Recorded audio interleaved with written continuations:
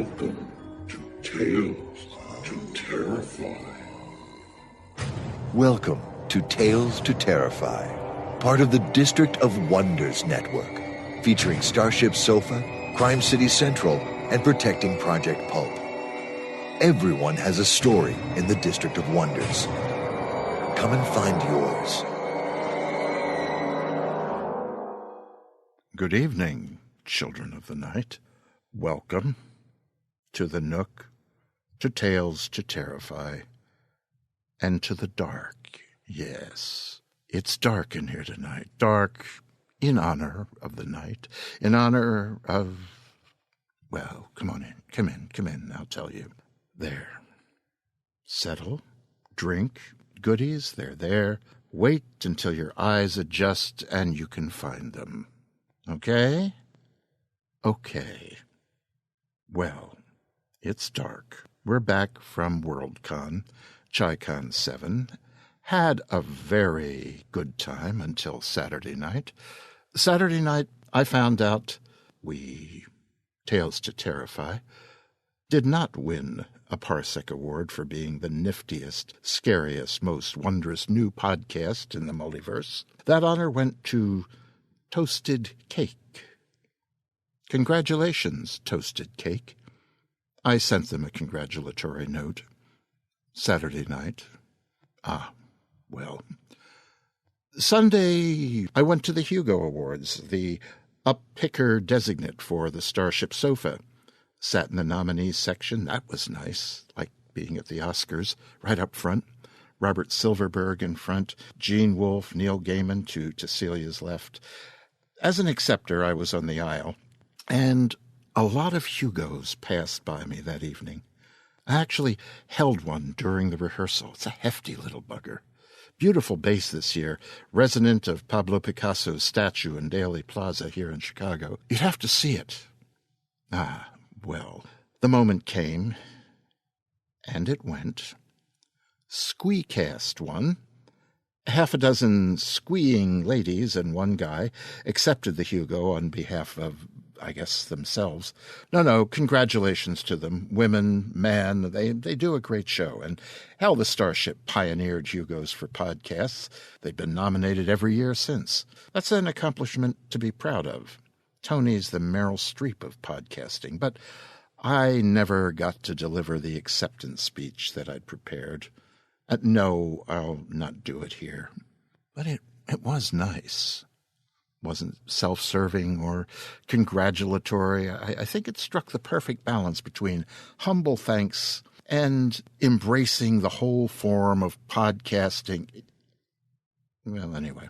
We had a private elevator up to the 33rd floor, directly to the suite where the Hugo Losers Party was being held. And that was nice. But seriously, no, we had a grand time. I had a reading from Drink for the Thirst to Come on Friday. I had nice chats with my betters, David Brin, chatted with Neil for a while. Had a somewhat confusing conversation with astronaut Story Musgrove, who's one of my personal heroes. And, well, you know, it was WorldCon. Great few days. And the cats, the lovely Miss Tabitha and Mahler, the ink-black cat of the Nook, have more or less forgiven us this hiatus in attention. Well, they had B.C. Bell and his wife, dearly beloved, stopping by to feed and attend them. I think they liked that. So, we're back, and here we are for show, egad, show 35? Wow. Thank you, Mahler. Mahler, the ink-black cat of the Nook, took care of our guests last week. I hope you weren't too put off being glared at by those golden eyes for the hour plus you were here. Probably, but it was a show about a cat, so consider it special effects. First, notice the new art.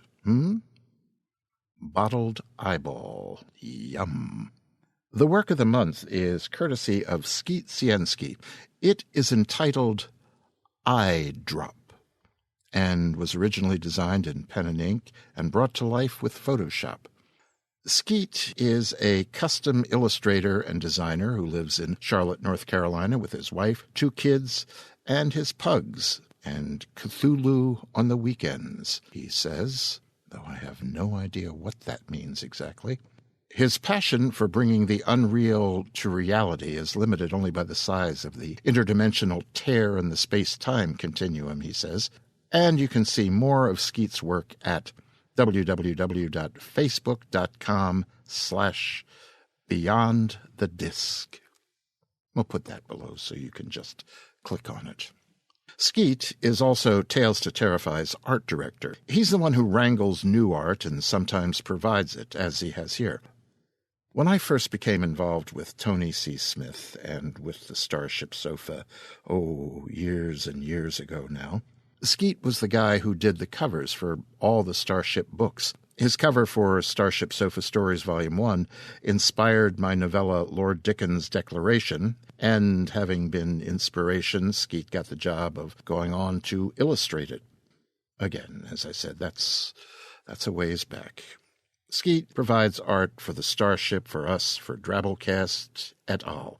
And in addition to making our walls pretty and spooky, Skeet is a disc golf artist, and if you want to know what that is, have a look. Click on that URL I gave you earlier, the Facebook, and you can find those lovely discs he customizes. They're like the candy-colored tangerine flake streamlined cars of the 60s, but round, small, swift, and dark. Go ahead, you'll see. Tonight, we begin with something different. Remember, 2-3 weeks ago, we featured a tiny poem called Egg Horror Poem. The world, life, and death as viewed by eggs in a carton in the fridge. Well, that lovely little piece was by Laurel Winter and was read by my wife, Cecilia, and we both enjoyed it so much I got a hold of Laurel and asked her for something else, and she sent this.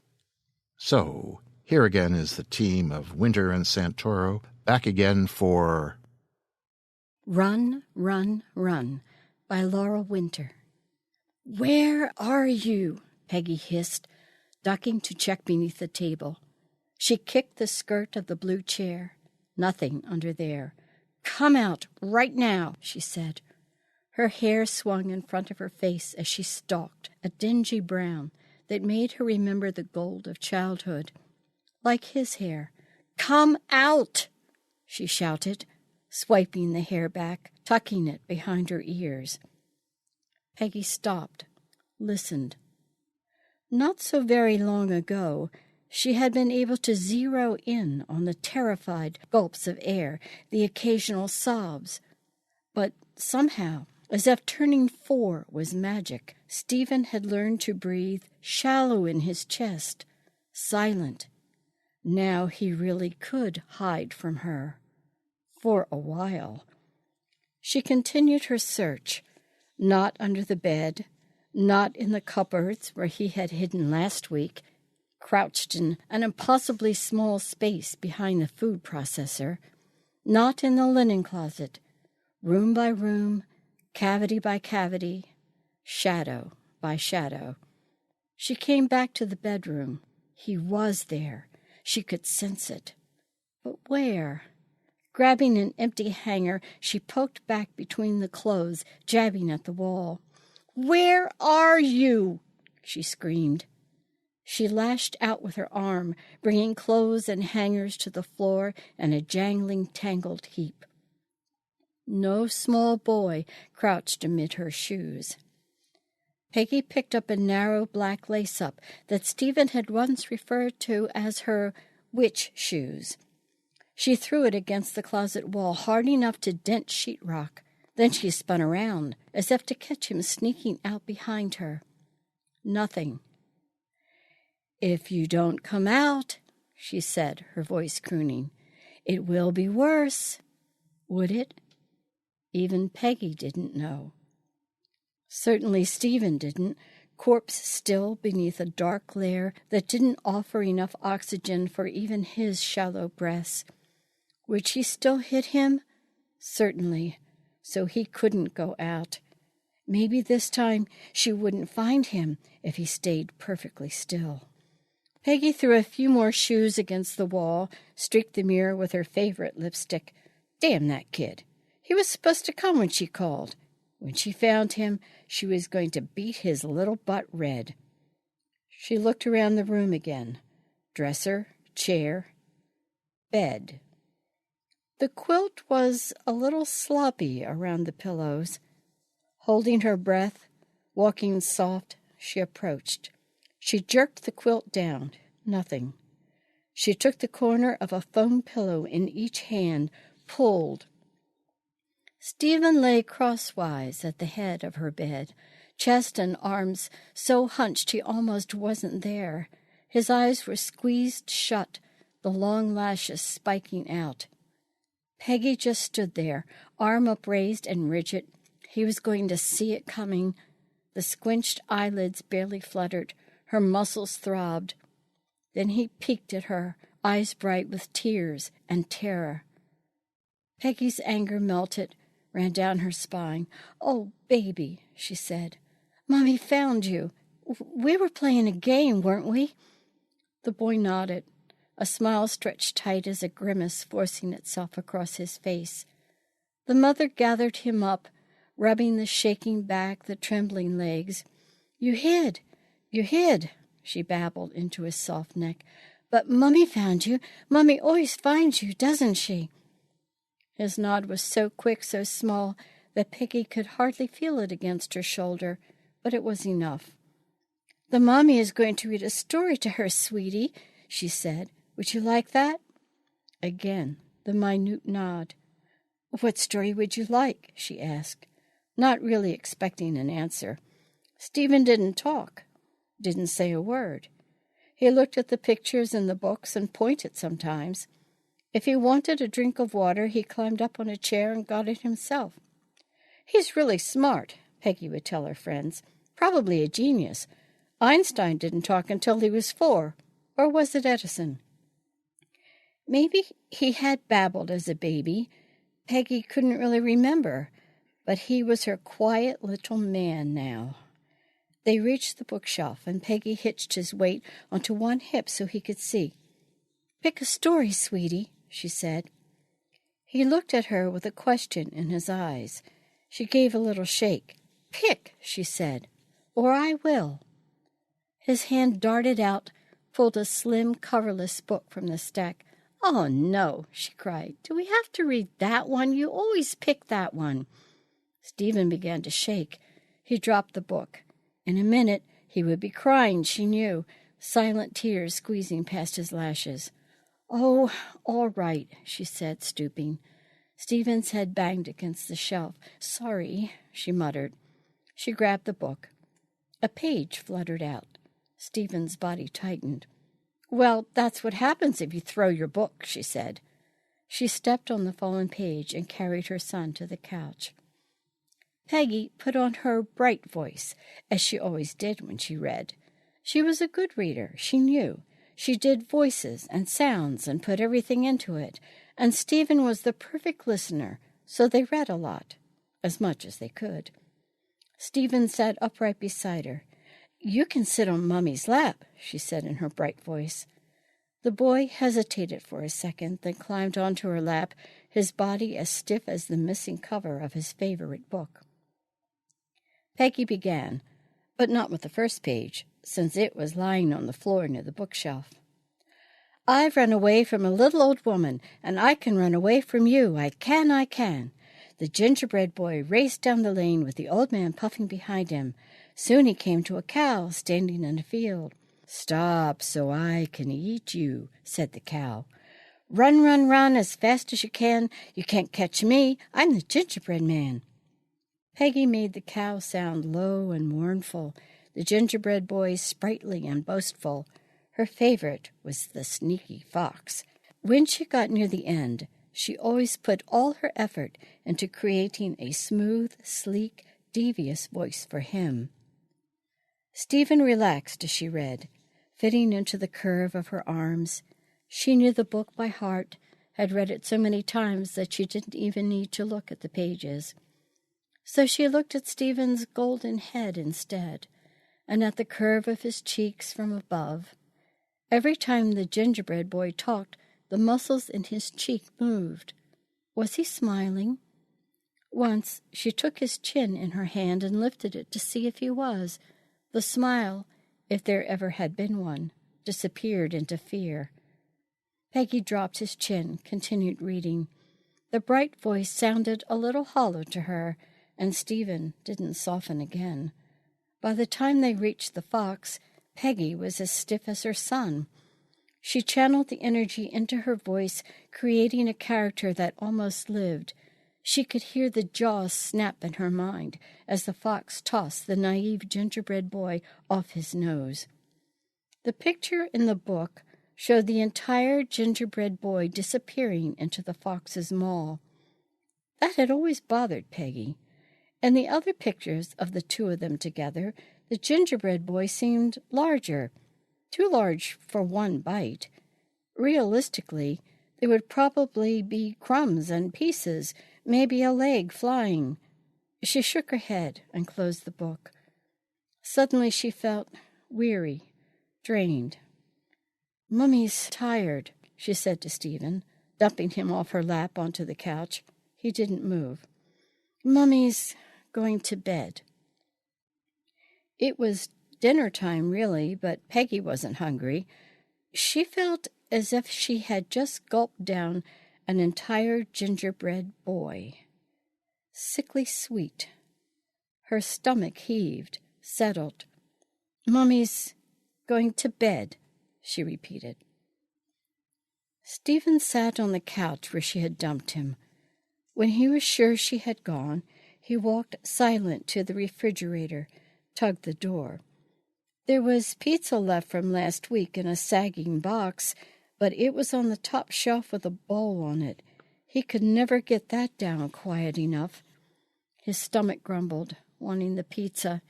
Stephen shut the fridge door, careful. He pulled out the bottom drawer and stepped on the edge to pull himself up on the countertop. No bread in the cupboard, just empty bags with moldy heels. He tried a tiny bite, gagged at the musty smell. Peanut butter, though. He struggled the top off, finessed a spoon from the silverware drawer as skillfully as a pickpocket. Smooth, pale peanut butter. He licked it from the spoon, let it melt on his tongue. After the second spoonful, Stephen's throat was caked with peanut butter. He climbed up on the counter again, chose a glass. Halfway to the sink, he stopped. Sometimes, when you turned the water on, the pipes clunked. That would wake her up. He set the glass on the counter, tried to swallow saliva to clear his mouth and throat. No. Maybe milk. Stephen tiptoed to the fridge again, jimmied it open. The milk was on the second shelf from the top, just within his reach. He grasped it with small hands, lowered it to the floor. Quietly, he retrieved his glass and set it on the floor before the carton. The carton was half full, maybe more. He tilted it over his glass, lower, lower. Milk began to flow in gasping spurts, spraying over the edge of the glass. Stephen jerked. The glass teetered, went over. Stephen gulped, froze. No, please, no. He had to hide now. Hide good, better than ever. "Run, run, run," he whispered in his mind. "Run, run, run." He slipped off to his bedroom, the refrain running through his mind, the milk running in pools over the kitchen floor. "Run, run, run, as fast as you can. You can't catch me." The door snicked shut behind him. Peggy slept until cold night crept through her open window. She shivered, lay awake in the darkness, full bladder, empty stomach. She swung bare feet out of bed and cranked the window shut. After she went to the bathroom, she padded into the kitchen toward the refrigerator. Her toes stepped into cold wet, and she went into a sidestep, kicking over the milk carton. It glugged its contents over the floor. Peggy swore and reached for the light switch. The glass, the carton, the original spill, all pointed to Stephen. "Stephen!" she yelled, splitting the night. "You're going to get it." At his door, she paused, for she thought she heard a voice, her voice, reading. "Run, run, run," taunted the boastful voice of the gingerbread boy, "as fast as you can." Peggy flung the door open. The air reeked with spices, with sweetness. "You can't catch me," it said. Stephen's covers were drawn up tight over his head. "Stop it," she yelled. "Stop saying that." When her own voice had faded, the room was silent. "You are not going to get away with this," she said. She grabbed the edge of the sheet and flung it back. Instead of Stephen's pale face and gold hair glinting in the feeble light from the hall, Peggy saw a dark mass with white eyes staring at her. The spicy smell was almost intolerable. Her empty stomach lurched. She stumbled back and turned on the light. Lying in Stephen's bed was a gingerbread boy with red licorice mouth and sliced almond eyes.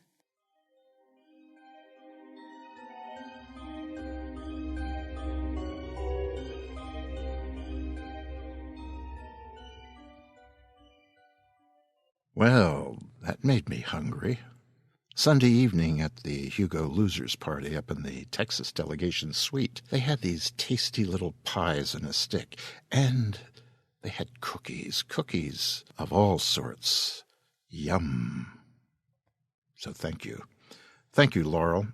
Laurel Winter is from rural Montana. Is there any other kind of Montana? Where she attended a one-room country grade school. Her higher education has been eclectic, she says. She's studied English, physics, and psychology at Montana State, and dove into numerous writing and art classes as well. She's won back-to-back Riesling and Asimov's Readers' Poll Awards for poetry.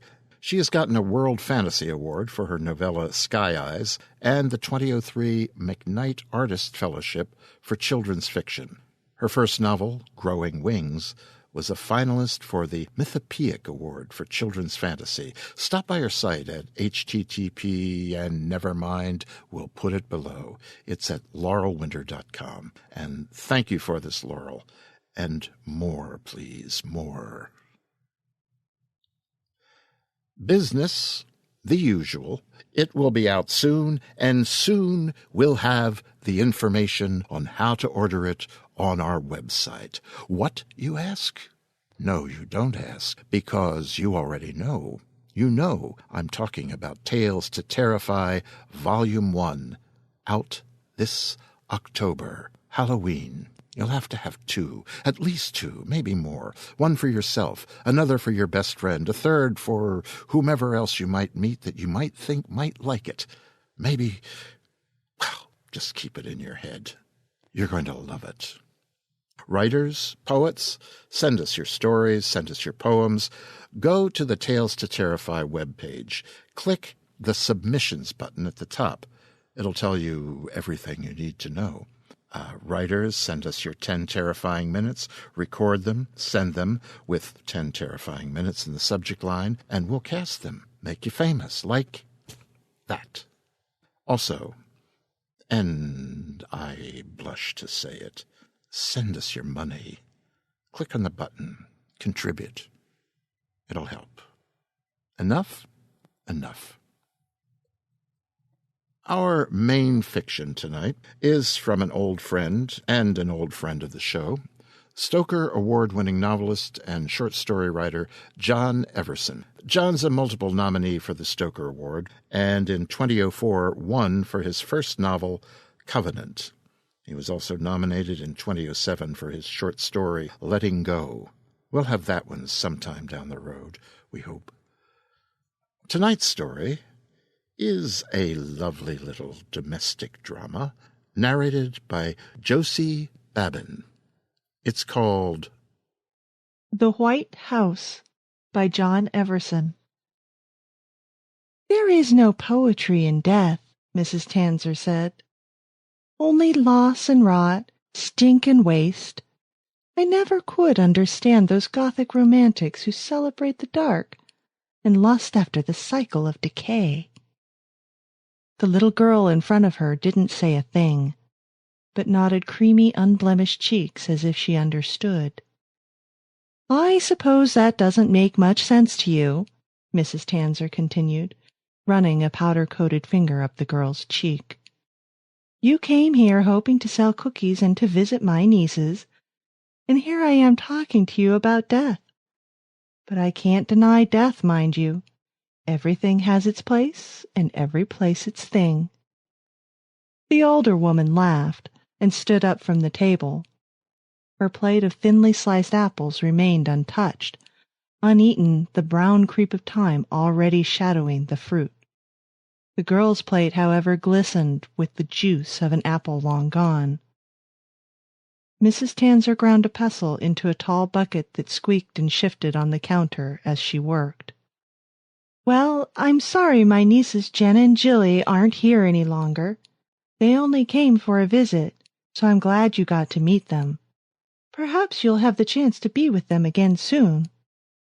But I talk too much, and time passes too fast, too fast. Eat my apples, dear. Waste not, want not." The plate slid across the table. Mrs. Tanzer raised a silver eyebrow as it did. "You are afraid of this house, aren't you?" The child nodded, slowly.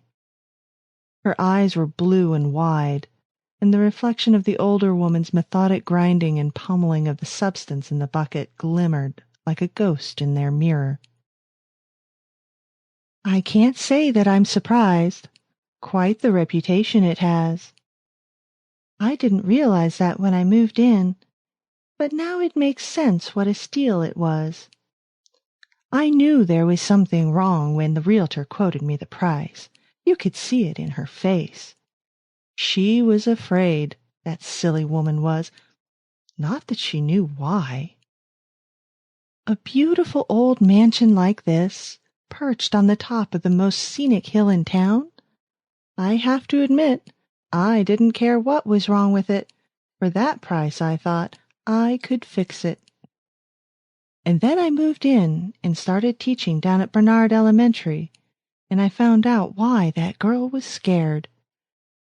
You know, she wouldn't even walk into the house past the front foyer."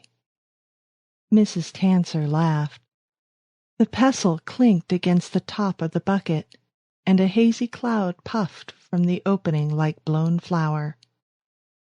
"The one warning that woman said to me was, 'You know, it's a bad place for children.' I didn't even ask why. 'I don't have any,' I told her. That shut her up. Or maybe it didn't.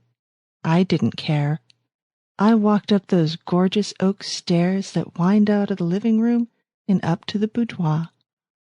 I wanted to see it all, with or without her help. She didn't come with me."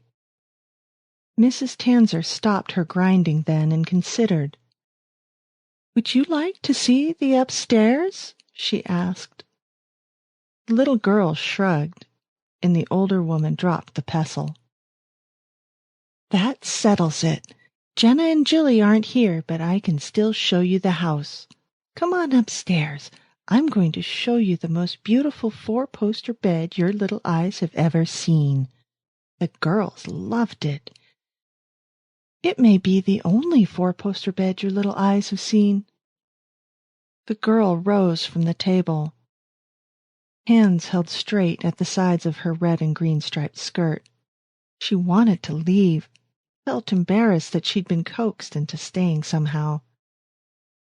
Her freckles threatened to burst into flame as she waited for Mrs. Tanzer to wash her hands in the sink.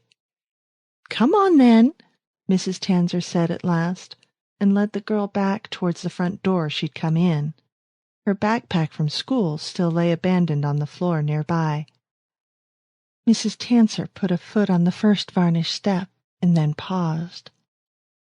"What's your name again, then, young lady?" "Tricia," the girl answered in a voice high as a flute song. "Tricia, Mrs. Tanser announced, waving at the crystal jewels of the chandelier above and the burnished curves of the banister on the second-floor landing above. "Welcome to White House," she said. "Welcome to the House of Bones." At the top of the landing, Mrs. Tanser stopped again.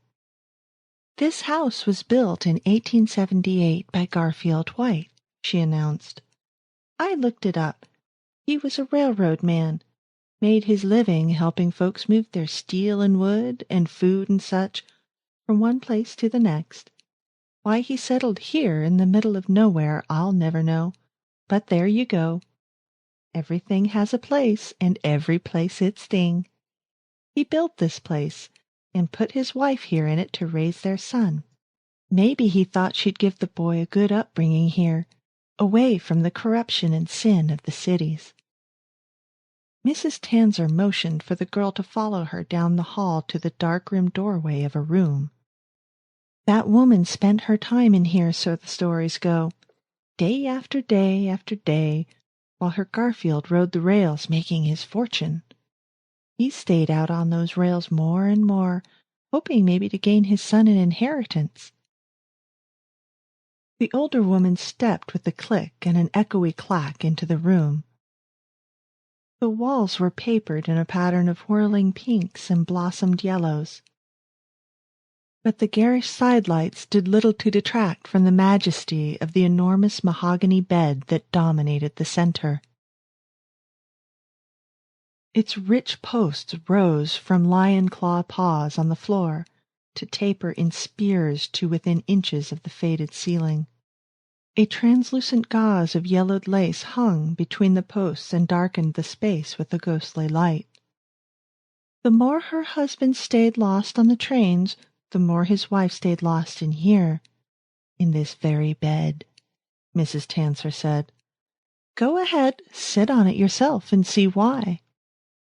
Tricia stepped into the room, but stopped at the edge of the mattress, which was nearly tall as her. "Use the step," Mrs. Tanser said, pointing to the dark wooden box near the girl's feet. "In those days you wanted to sleep as high above the ground as you could. Rats, you know." Tricia hopped up onto the step with the mention of rodents and rolled her body onto the heavy down mattress, smiling at the caress of silken blue comforter that covered it. "They called it the White House, and not because it was in Washington, D.C., Mrs. Tanser said, but it was anything but white inside. Mrs. White kept all the drapes pulled shut and spent more and more time in here, in this bed. They say she was trying to make it feel like nighttime inside, so her son would sleep. Had the colic and cried all day long, but pulling the drapes did nothing to calm the boy, and after a while Mrs. White went a little bit mad, I think.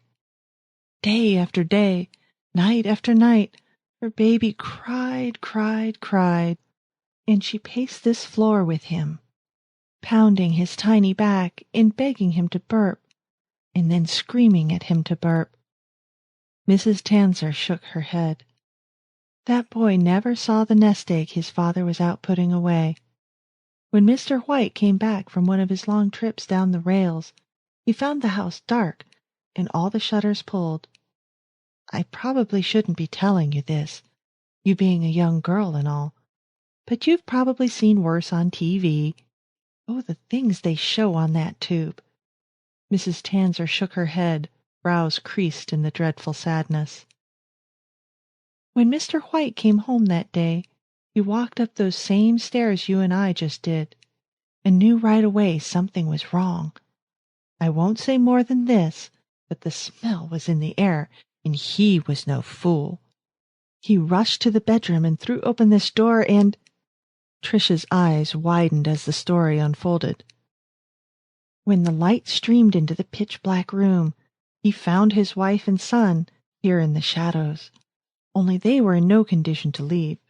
The poor boy was hung from his tiny neck right off of that pole there." Mrs. Tanser pointed to the right pole at the foot of the bed. "Mrs. White had tried to quiet him by wrapping a sheet around his head, but when he didn't quiet, She'd finally snapped. She hung him by his tiny neck like a Christmas ornament at the foot of the bed, and when he finally quieted, she laid down on the pillow and went to sleep. When she woke and realized what she'd done, she took her own life, using her husband's straight razor. If I took the sheets off this bed, you could still see the marks of her blood. Nobody's ever changed that mattress. She laid down right there where you are and cut herself again and again and again until she couldn't cut or scream any more. Tricia leapt from the bed as if it had turned into a stove burner. Mrs. Tanzer grinned, wrinkles catching at the corner of her eyes like broken glass.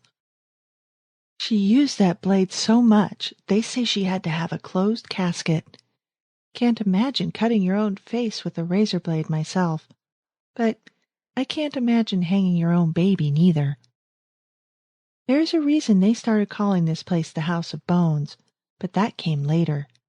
Mr. White kept this place for almost 30 years after his wife killed their son and herself here, and he never remarried. In fact, he may have been dead for a year or more before the town grew wiser. He was gone for long periods of time on the railroad, and it was only when the spring winds brought a tree down on the west wing of the house that someone from the town realized it had been months and months since Mr. White had been seen. When they looked into it, they found out he hadn't been out on a rail for more than a year, and that's when someone thought to look in the basement. Mrs. Tanzer looked at the trembling girl and shook her head. I'm sorry I'm scaring you. My home does not have a cheery history, I must admit. But it's fascinating, too, don't you think? The old woman shook her head. Come on downstairs and I'll buy some of those Girl Scout cookies. A lady needs her vices, huh? The doorbell rang, but there was no silhouette showing through the stained purple glass in the front door of White House. Mrs. Tanzer answered the ring, nevertheless, and smiled as she saw the pale features of the girl on the landing, shivering and yet waiting outside. So small she couldn't even send her shadow through the glass. Come in, child, she insisted. You'll catch your death of cold. I don't believe your mother lets you go out like that in the fall chill. Tricia entered the house again, driven by a feeling she could not have explained. The house scared her to death. Mrs. Tanzer was strange, but interesting. A welcome diversion after a boring day at school. I didn't think you'd come back after the story of Mr. and Mrs. White, the teacher exclaimed. Sometimes I feel like I am just the steward for this house. I have to give its history, no matter how twisted it may be. She motioned the girl into the kitchen, a room colored in orange walls and burnished counters. You're probably hoping for my nieces, but I'm afraid they're not around to play with you right now. Can I cut you an apple? Mrs. Tanzer asked again, and Tricia nodded. Good. After a while, the older woman went back to her grinding, pounding work at the counter, and talked to Tricia from across the room. Where did we leave off last time? How it all began, I think. Yes, I suppose you're wondering what happened after the Whites lived in White House. The girl nodded, and Mrs. Tanzer barely waited for that response. Mr. White was found in the basement. I won't go into how his disposition was, other than to say that the bones of Mrs. White and Baby White were found with him. The house was eventually sold to another family, and life went on, for a time.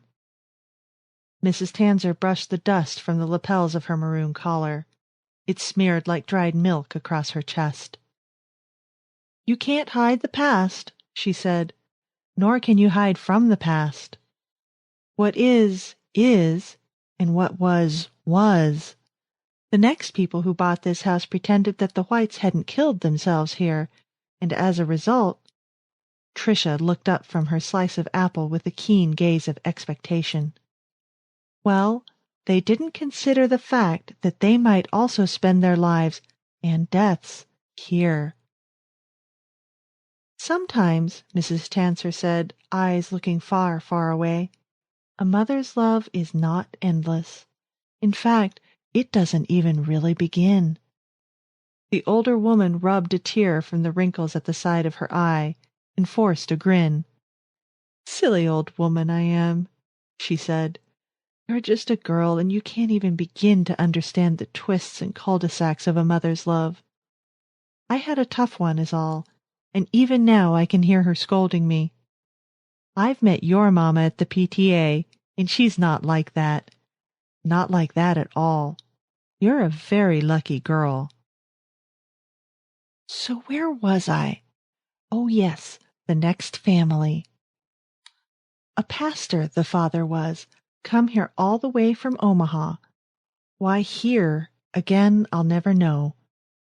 This must be the end of the line for some folks, and they just don't know it. Hell, why would they come here if they did? Something draws them, though, because no matter how many young folks try to escape this town after they graduate, the place keeps growing.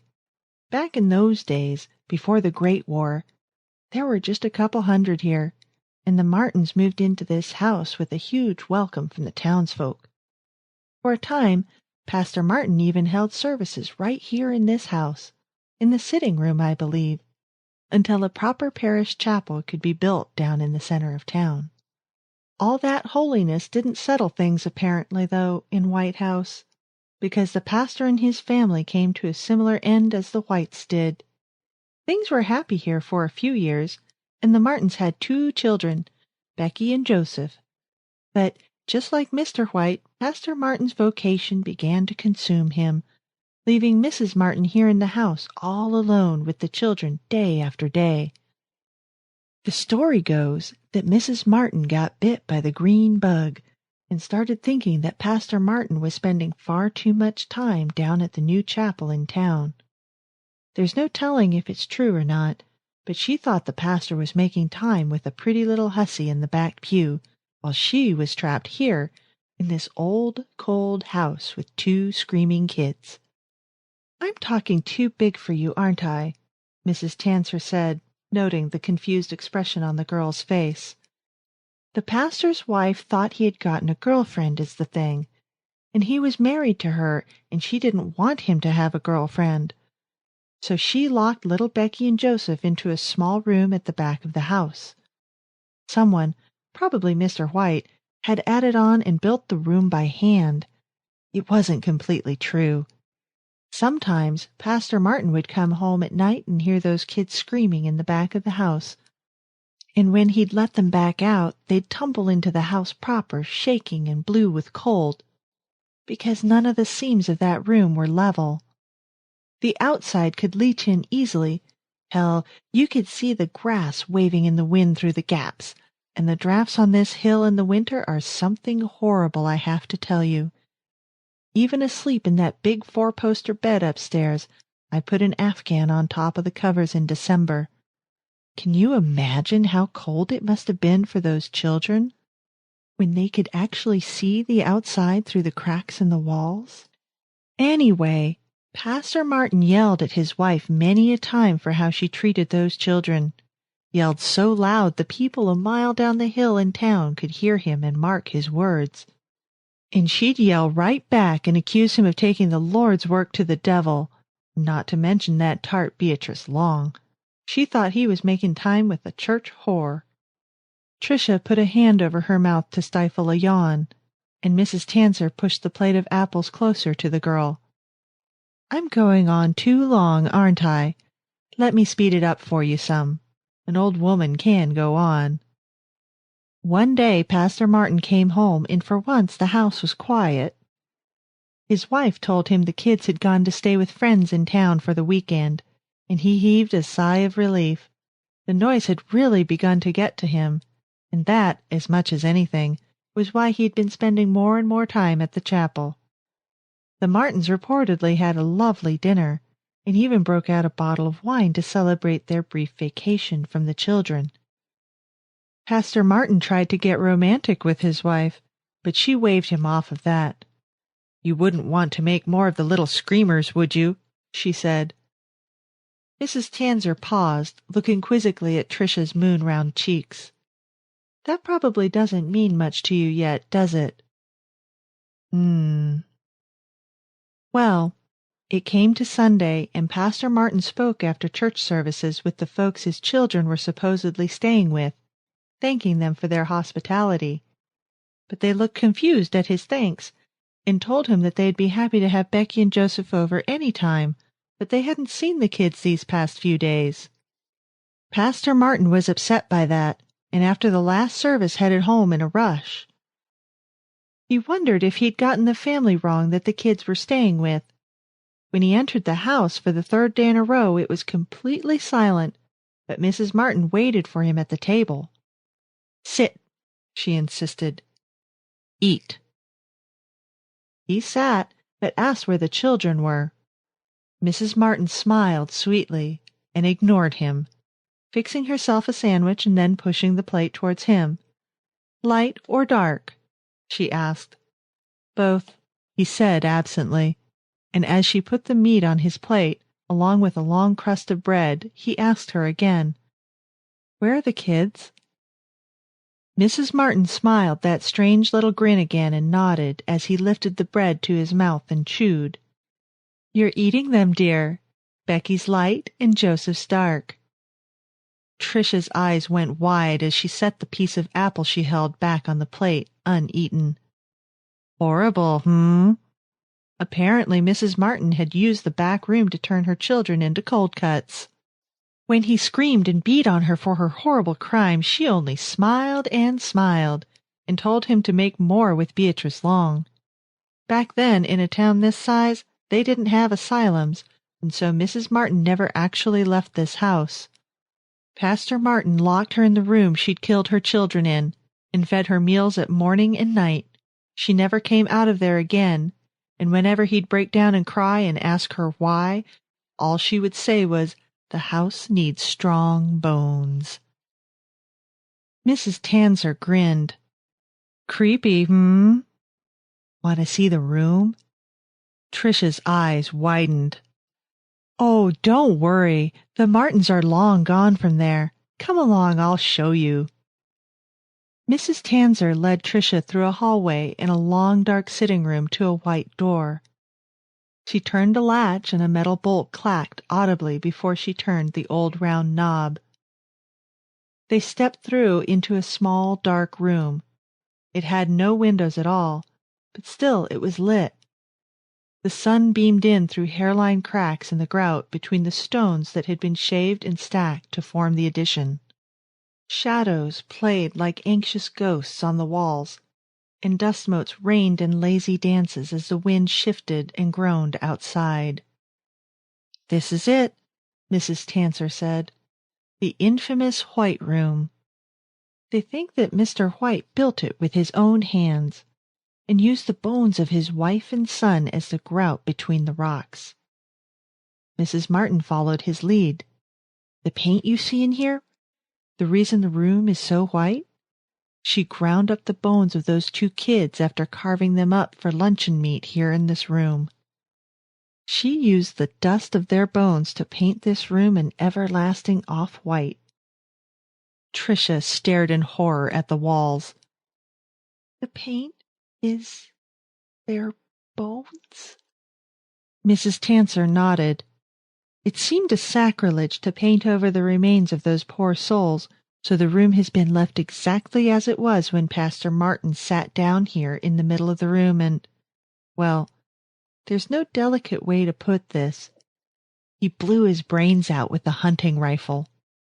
Lord knows where he got it, a man of the clergy and all.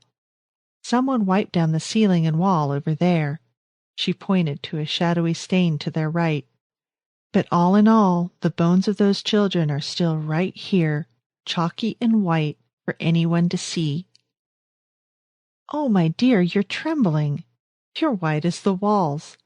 Come here, I'm so sorry. I'm an old woman and talk too much. I forget myself. And you, just a 10th grader and all. Let's have us a soda pop, Mrs. Tanzer pulled the wide-eyed girl from the room and bolted the lock once again.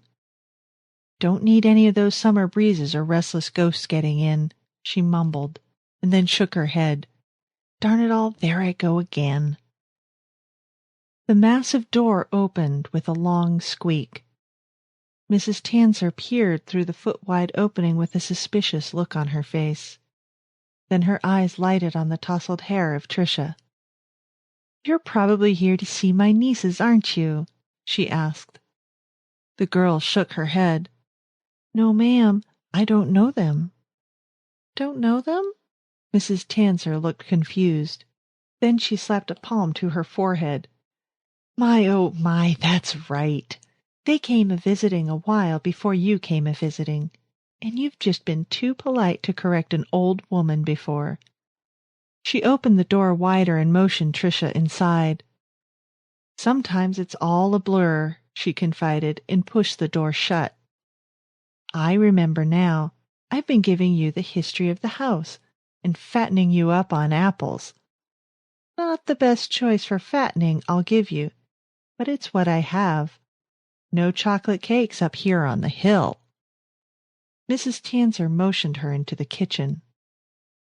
"Where were we last time? I told you about the Whites and the Martins. There were others, too, but then in the 50s they turned the place into an orphanage." Mrs. Tanser laughed. "I know it sounds ridiculous. A house where children kept dying in horrible ways. A house where children's bones actually painted the walls white, and they turned it into an orphanage. But there you go. I wonder if they ever even saw the irony." The rhythmic sound of a knife on stone filled the kitchen as Mrs. Tanser cut the girl an apple. "Here we go," the older woman said, pushing a plate in front of the girl. She stared at the ceiling a moment and then grinned and nodded. 47. Mrs. Tanser scooped the core of the apple and a couple of seeds from the counter and threw them in a waste can. 47 children in all disappeared while this house was an orphanage. That's what I found out down there at the village hall. God knows why the town didn't have this place bulldozed, but then again, who cares so much about orphans? The old woman shook her head in obvious disgust, and then motioned for Tricia to follow her. "Grab an apple," she said. "I want to show you something." Mrs. Tanser led the way past the dining room and a dark hallway, and the horrible room of bone paint with its locked door. She stopped at another door, this one painted as dark as a 2 a.m. shadow. She pulled a ring of keys from the depths of her apron and explained, "Sometimes at night I hear voices from in here. Terrible voices. Men howling. Children screaming. When I open the door, they're never there, but I keep it locked anyway." She pushed the door open and stepped inside. Tricia followed, though hesitantly. The room expanded to fill the eye with a vista of beautiful stonework and a floor of intricate mosaic. Like most of the house, the predominant color was no color. The room hurt the eye in its melding of cream and vanilla and starving, emaciated white. It also ascended 3 stories into the air and ran as deep as a football field. "Over here," Mrs. Tanser called, and led Tricia to a corner. She reached down to the floor and pulled on a small cord that poked out from beneath the shards of tile. A hidden trapdoor opened upwards at her pull. "Look!" Mrs. Tanser pointed, and Tricia leaned in to stare down into the gap. The trap secreted a small cubbyhole, maybe 18 inches deep and a foot wide. Its bottom was hidden by dozens of small white, pebble-like shards. They covered the bottom and stacked on top of each other like a pound of gravel. "Hold out your hand," Mrs. Tanser said. As Tricia did, her arm visibly shook. The older woman squeezed her outstretched palm and grinned. "It's okay. They can't get you here. Their time was a long time ago. Now, you see these?" She turned the girl's hand palm side up and ran a finger across the top joint, on the other side of the fingernail. I'm not sure what they intended, but I believe that little stack of bones down there are the top joints of all those missing orphans' fingers." Tricia ripped her hand away and gasped. Mrs. Tanzer shook her head. "They say down in town that those orphans disappeared, but it's no mystery where they went." She let the trap fall down with a smack that echoed through the too-still room. "Just look around you," she said, and gestured at the intricately laid floor. "Those kids never left this room. Their bones are here, laid into the walls and the floor and the ceiling. Those kids built this room." Tricia's eyes had now widened so large that the whites of her eyes were circled in red. "Yep," the old woman sighed. "You're standing on them." The girl screamed. "Just bones," Mrs. Tanzer said. "I wanted you to see, to understand. This house has a bad reputation, and rightly so. I'm sure those voices I hear coming from this room are from all those innocent orphans who had their fingers cropped off and their bones ground down to shards of decorative tile." "It's this house," she said, and shook her head, pulling Tricia closer. The girl didn't fight her embrace. All she could think of was that she was standing on the chopped-up bones of dead people. "Everyone who's ever lived here has felt the need to add to the house," Mrs. Tanzer said, and pulled the girl towards the back of the long room. "The White House was large by the standards of the 1800s when Mr. White built it, but there have been many rooms added since. I showed you the drafty room last time you were here, and this room, which I think was probably a gymnasium for the orphans, was built over a long period. There are others. In the basement is a small closet that I believe was painted in the paste of a child. Its colors are faded and dulled now, but it looks to be a mad swirl of mud and blood and bone if you stare closely. There's a shed on the back of the property that has window frames that are rounded and made of what look to be rib bones. And the lock on that shed is a primitive thing, but it seems to be made of an arm or a leg bone that drops into place and holds the door fast." "There's no way the realtor could have warned me," Mrs. Tanzer said. "There's no way she could ever really have known. She wouldn't even stand inside this house. I wish she could have told me what I was in for. But the house, once you're here—" They walked across the long bone mosaic room, and the chatter of Tricia's teeth began to reverberate through the silence. "It's okay, child," Mrs. Tanzer said. "I just want to show you one more room."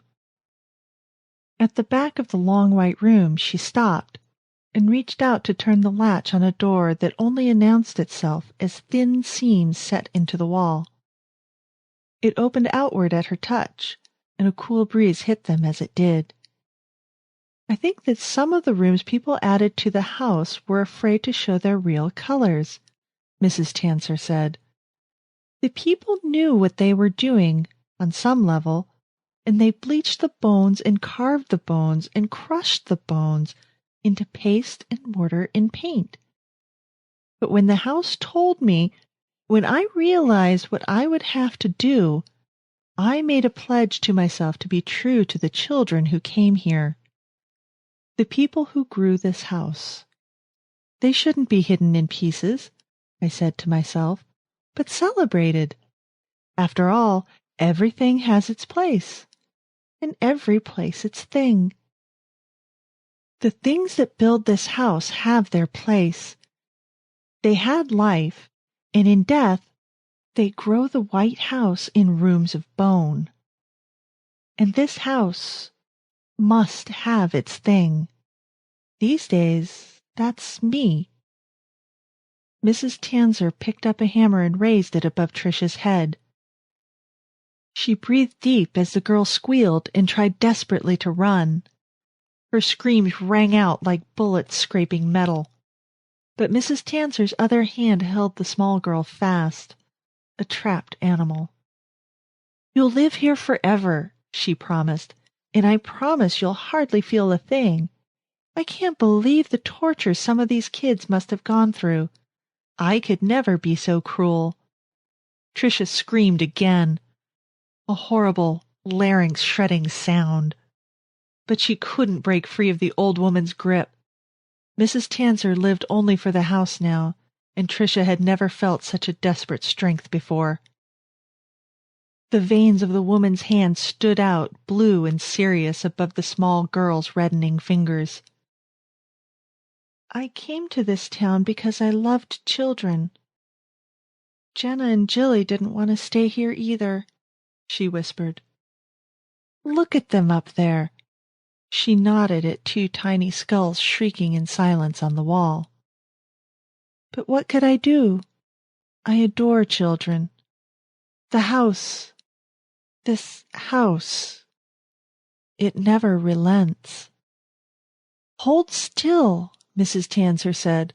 "I want your face to stay this beautiful always." Tricia twisted and turned, staring at the bone-white eye sockets and jaws of the handful of splintered skulls that lined the half-constructed wall of the small room like fractured masks. Those perfect, unblemished boned faces screamed silently in chorus with her as Mrs. Tanzer turned to make her kill. "It's going to take a long time to finish this room," the old woman lamented. "But I will finish my room. Everything has its place, and every place its thing. This room is mine." She brought the hammer down.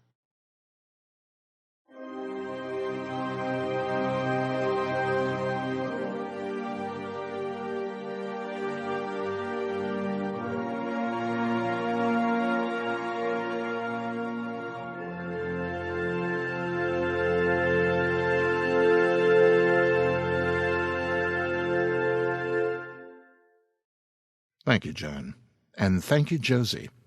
You can touch base with John Everson at his dark arts site. It's at http://www.johneverson.com/ or just click on the link below. Just to let you know, John's sixth novel, Nightwear, debuted in an e-book format in June of this year, and an ink and paper trade paperback edition will follow. That'll be in stores just in time for Halloween.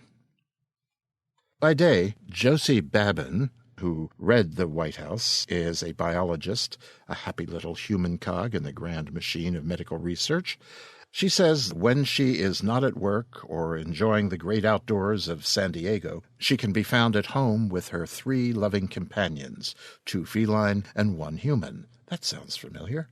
She records in a tiny bedroom library surrounded by literature and scientific works, as well as a few video game boxes. Oh, that's all very familiar. And that will be it for the week. Come, children, be up, be doing, be out, be spreading the word. Next year, we are going to win one. Okay, even if we don't, we'll still have each other, the night, the nook, our tales to terrify, and of course, Mahler. So, head for the streets, wander the night, listen for a voice that might call your name. Listen for it to call you, then run as fast as you can, in the door, up the stairs, into your room, and under the covers, and hold your breath, and listen until the voice calls you, whispers threats, till that voice becomes just the echoes of pleasant dreams.